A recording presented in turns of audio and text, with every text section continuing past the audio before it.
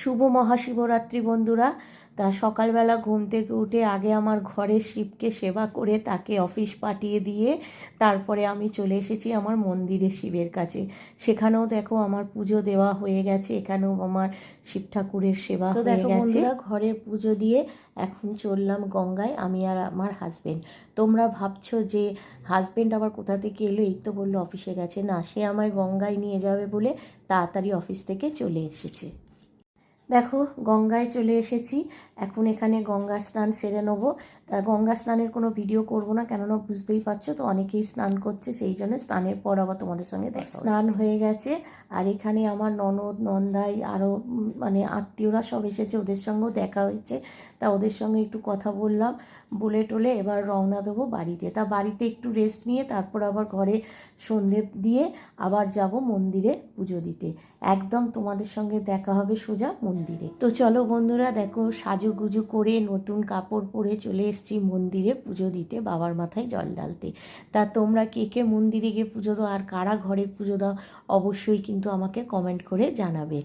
আর আমি কিন্তু রাত্রি 8:30টার পর পুজো দিচ্ছি, আর তোমরা কখন দিয়েছো সেটাও কিন্তু আমাকে জানিও। আচ্ছা বলো তো, এই যে আমরা মেয়েরা বউরা যে সারাদিন নির্জলে উপোস করি, জলটুকুও খাই না, ঠাকুরের পুজো করি, দিনরাত ঠাকুরের সেবা করি, শুধু কি নিজেদের জন্য? না, একটা মেয়ে বা একটা বউ বা একটা মা কখনোই নিজের জন্য কিন্তু ভগবানের থেকে কিচ্ছু চায় না। সে চায় তার স্বামী সন্তান বাড়ির সবাই যেন সুস্থ থাকে, ভালো থাকে, তারা যেন আনন্দে থাকে।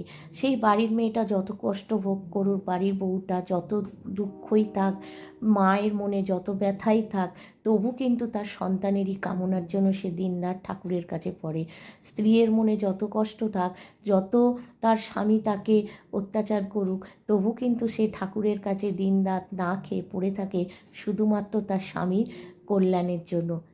একটা মেয়ের যখনই বিয়ে হয়ে যায় তখন তার সমস্ত চাওয়া পাওয়া ঘিরে থাকে তার সংসারটুকু জুড়ে, তার পৃথিবী তার সংসার হয়ে ওঠে।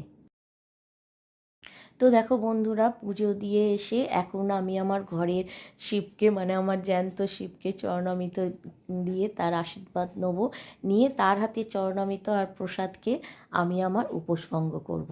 তোমরা কে কে এইভাবে উপোসভঙ্গ করো অবশ্যই কিন্তু আমাকে কমেন্টে জানিও। আর তোমাদের সারা দিন কেমন কাটলো শিবরাত্রিতে সেটাও বলো। আমার তো ছোট্টর ওপরে তোমাদের দেখালাম, এইভাবেই আমার শিবরাত্রিটা কাটলো। তা চলো, তোমরা ভালো থেকো, সুস্থ থেকো, আনন্দে থেকো। টাটা।